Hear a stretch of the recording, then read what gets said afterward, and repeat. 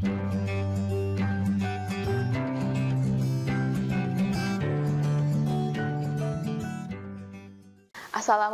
warahmatullahi wabarakatuh. Bertemu kembali dengan saya, Reza Rezdiana, dalam pembelajaran IPA. Nah, hari ini kita akan belajar mengenai materi kelas 8, yaitu bab getaran, gerak harmonik, dan gelombang bunyi. Nah, apa itu getaran? Getaran didefinisikan sebagai gerak bolak-balik di sekitar titik kesetimbangan. Nah, contohnya adalah gerak pada bandul dan gerak pada benda pegas. Nah, titik kesetimbangan pada bandul adalah pada titik O. Nah, saat terjadi gerak bolak-balik, maka dikatakan bandul tersebut mengalami getaran. Gerak bolak-balik di sekitar titik kesetimbangan secara periodik disebabkan oleh karena adanya gaya potensial. Nah, kemudian gejala getaran. Nah, getaran terjadi pada kegiatan-kegiatan di bawah ini, diantaranya adalah misalnya pada getaran pada senar gitar saat dipetik, kemudian getaran beduk saat dipukul, getaran pada pita suara, getaran pada bandul yang diayun, dan getaran pada mistar yang ditarik. Nah, getaran disebut atau didefinisikan sebagai gerak periodik dengan menempuh lintasan yang sama, di mana gerak periodik adalah gerak benda secara berulang-ulang dalam waktu yang sama. Nah, banyaknya getaran pada setiap waktu atau detik disebut dengan frekuensi getaran. Nah, satuan frekuensi adalah getaran per sekon atau hertz, disingkat Hz. Nah, waktu yang dibutuhkan untuk satu getaran disebut periode getaran atau dilambangkan dengan T. Nah, dapat ditulis dengan satuan T sama dengan 1 per F atau F sama dengan 1 per T. Kemudian ada yang disebut dengan gerak harmonik. Nah, getaran terbagi menjadi gerak harmonik dan gerak tidak harmonik. Gerak harmonik memiliki persamaan S sama dengan A sin omega T ditambah theta, di mana keterangan theta adalah sudut fase awal dengan satuan radian, omega adalah frekuensi sudut dengan satuan radian per sekon, kemudian F adalah frekuensi, T adalah waktu, A adalah amplitude, dan S adalah simpangan. Suatu benda pada titik P melakukan gerak melingkar dengan jari-jari A. Nah, proyeksi kedudukan pada titik P terhadap sumbu Y memenuhi persamaan Y sama dengan A sin omega T ditambah theta. Nah, persamaan tersebut merupakan persamaan dari gerak harmonik. Nah, contoh gerak harmonik adalah ayunan sederhana pada bandul. Nah, di mana alfa sudut kecil, kira-kira alfa ini besarnya kurang dari 10 derajat, sehingga X itu dapat dihitung dengan rumus A sin omega T ditambah theta. Nah, frekuensi dan periode bandul. Nah, satu getaran dibagi dengan frekuensi getaran dikali dengan 1 sekon atau ditulis dengan sama dengan 1 per F sekon, sehingga F sama dengan 1 per pi akar dari G per L, atau T sama dengan 1 per F, di mana diketahui juga F sama dengan 1 per T, dan cara lain untuk mencari T adalah dengan 2 pi akar dari L per G. Selanjutnya mengenai gerak harmonik pada pegas. Nah, gerak harmonik pada pegas berlaku dengan persamaan Y sama dengan A sin omega T ditambah theta. Nah, menurut hukum Hooke, F sama dengan min K dikali Y, di mana dan menurut hukum Newton, F sama dengan M dikali A, sehingga M dikali A sama dengan min K kali Y. Nah, sehingga dapat ditulis dengan persamaan Y sama dengan A sin omega T plus theta, dan Pi sama dengan dy per dx sama dengan negatif A dikali omega cos omega T plus theta. Nah, kedudukan setimbangan dapat dicari dengan rumus MA sama dengan negatif K kali Y dan A sama dengan negatif omega kuadrat Y. Nah, omega kuadrat bisa juga dinyatakan sebagai K, di mana K adalah konstanta pegas. Kemudian gerak harmonik pada getaran benda pada pegas. Nah, omega sama dengan akar dari K per M, di mana omega sama dengan 2pi per T dan T bisa dicari dengan 2pi akar dari M per K. Nah, kemudian F dinyatakan dengan 1 per 2pi akar dari K per M. Nah, kemudian energi getaran. Energi getaran sama dengan energi kinetik ditambah energi potensial. Nah, sehingga ditulis dengan rumus energi getaran sama dengan EK plus EP, di mana untuk EK itu atau energi kinetik rumusnya adalah setengah mv kuadrat, dan untuk energi potensial rumusnya setengah kx kuadrat. Nah, kemudian masuk ke gelombang. Gelombang adalah getaran yang merambat. Nah, gejala gelombang misalnya adalah gelombang bunyi atau gelombang pada air yang beriak. Nah, berdasarkan ada tidaknya medium rambat, gelombang dibedakan menjadi gelombang mekanik dan gelombang elektromagnetik.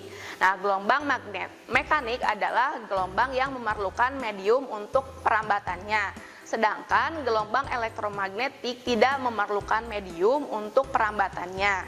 Contoh gelombang mekanik adalah gelombang suara, gelombang bumi, gempa bumi, gelombang pada dawai, dan lain-lain. Sedangkan untuk contoh dari gelombang elektromagnetik adalah cahaya, sinar X, dan gelombang radio.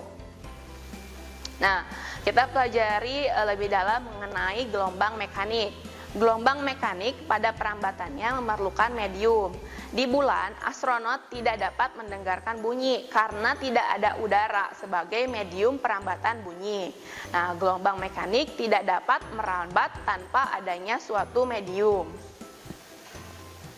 Nah, kemudian pembagian gelombang berdasarkan arah rambatnya. Nah, gelombang mekanik berdasarkan arah rambatnya dibagi menjadi gelombang transversal dan gelombang longitudinal. Gelombang transversal adalah gelombang yang arah getar tegak lurus dengan arah rambat. Sedangkan gelombang longitudinal adalah gelombang yang arah getarnya segaris dengan arah rambat. Nah, ini merupakan contoh dari gelombang transversal, di mana dalam gelombang transversal itu membentuk bukit dan lembah. Satu gelombang dinyatakan dengan satu bukit, terdiri dari satu bukit dan satu lembah. Nah, S adalah sumber gelombang, lambda adalah panjang gelombang, A adalah amplitude gelombang. Nah, kemudian gelombang longitudinal. Nah, satu gelombang pada gelombang longitudinal terdiri dari satu rapatan dan satu renggangan. Nah, jadi panjang gelombang itu merupakan jarak yang ditempuh oleh gelombang selama selang waktu satu periode getaran partikel medium yang dilalui oleh gelombang. Nah, periode getaran partikel medium yang dilalui gelombang ini disebut dengan periode gelombang. Kemudian besaran gelombang. Nah, beberapa besaran gelombang mekanik diantaranya adalah panjang gelombang, amplitudo, cepat rambat gelombang, frekuensi, periode, dan energi gelombang. Panjang gelombang atau lambda adalah jarak yang ditempuh gelombang dalam satu periode atau satu panjang gelombang. Untuk gelombang transversal terdiri dari satu bukit dan satu lembah gelombang. Kemudian untuk satu panjang gelombang, untuk gelombang longitudinal itu jaraknya adalah antara dua rapatan dan dua renggangan yang berdekatan. Nah, amplitudo atau dilambangkan dengan A adalah simpangan gelombang yang paling jauh. Nah, amplitudo hanya terjadi pada gelombang transversal. Nah, kemudian cepat rambat gelombang adalah jarak yang ditempuh gelombang dalam satuan waktu. Nah, kemudian cepat rambat gelombang sama dengan jarak tempuh gelombang setiap satuan waktu atau dengan satuan sekon. Nah, sehingga dapat ditulis dengan rumus V sama dengan S per T, di mana S adalah jarak tempuh dengan satuan meter, T adalah waktu dengan satuan detik, dan V adalah cepat rambat gelombang dengan satuan meter per detik. Atau V juga bisa dicari dengan lambda per T, karena 1 per T sama dengan 1 per F.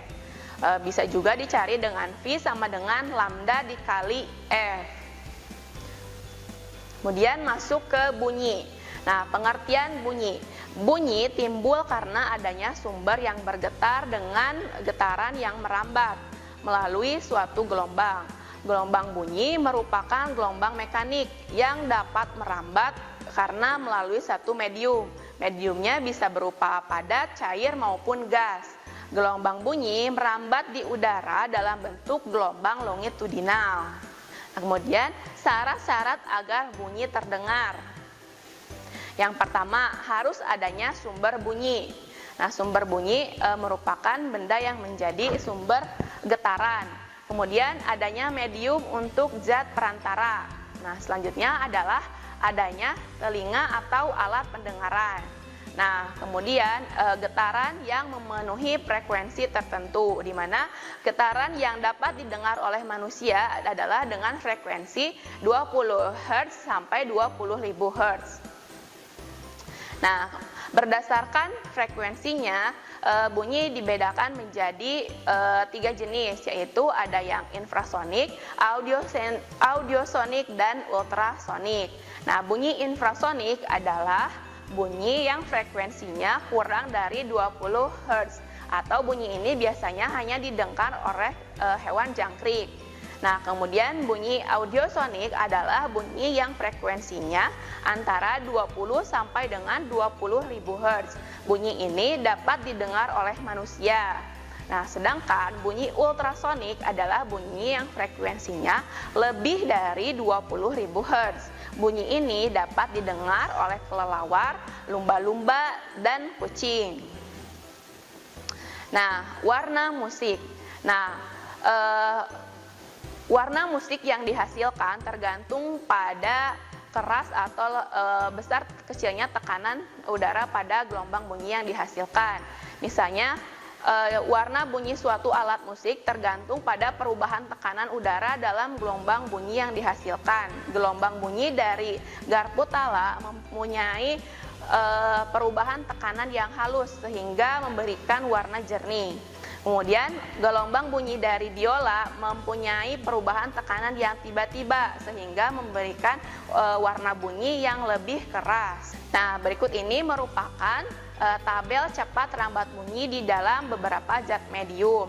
Nah, cepat rambat bunyi berbeda-beda pada setiap mediumnya, karena cepat rambat bunyi ini tergantung pada jenis medium dan suhu pada medium tersebut. Kemudian istilah dan terminologi mengenai sumber bunyi. Nah, ada yang disebut dengan sumber titik atau point source. Ini adalah ukuran sumber emisi kecil dibandingkan jarak untuk antara sumber dan pengamat. Kemudian ada muka gelombang atau wavefront, yaitu permukaan dengan fase yang sama. Kemudian ada rays atau arah gelombang, yaitu tegak lurus terhadap wavefront dengan arah penjalarannya. Nah, intensitas bunyi sumber titik. Nah, luas wavefront pada jarak R dari sumber dinyatakan dengan A sama dengan 4VR kuadrat, atau I sama dengan PS per A sama dengan PS per 4VR kuadrat. Kemudian ada yang disebut dengan skala desibel. Nah, bagaimana cara mengukur bunyi? Level bunyi dapat berubah sesuai dengan orde. Nah, tingkat bunyi beta didefinisikan sebagai beta sama dengan 10 desibel log I per I0, di mana I0 ini adalah 10 pangkat negatif 12 W per M kuadrat, yaitu ambang pendengaran manusia. Nah, apa perbedaan tinggi rendahnya bunyi dengan kuat lemahnya bunyi? Tinggi rendah bunyi tergantung pada frekuensi getaran sumber bunyi, sedangkan kuat bunyi tergantung pada besarnya amplitudo. Kemudian ada faktor-faktor yang mempengaruhi kuat bunyi. Yang pertama adalah amplitudo. Yang kedua, jarak sumber bunyi dari pendengar dan jenis medium. Nah, efek Doppler. Efek Doppler terjadi saat terdapat gerak relatif antara sumber dan detektor atau pengamat. Efek Doppler adalah perubahan frekuensi atau bertambah berkurangnya yang disebabkan oleh gerak dari sumber dan atau detektor. Untuk pembahasan berikut, laju diukur relatif terhadap udara, medium tempat menjalarnya gelombang bunyi. Detektor bergerak sumber diam. Jika detektor bergerak sumber diam, maka dapat memenuhi persamaan F aksen sama dengan V ditambah VD per VF. Nah, secara umum VD adalah laju yang nilainya selalu positif. Nah, jika detektor bergerak mendekati sumber, maka nilainya adalah positif, sedangkan jika menjauhi maka S nilainya negatif.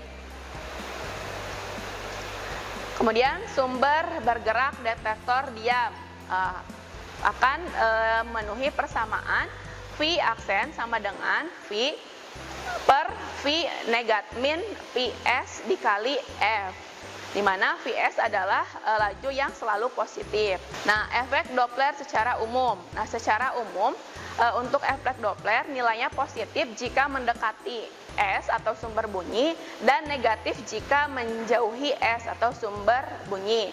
Dan kemudian positif jika menjauhi D atau pendengar dan negatif jika mendekati D. Nah, demikian penjelasan mengenai bunyi dan getaran.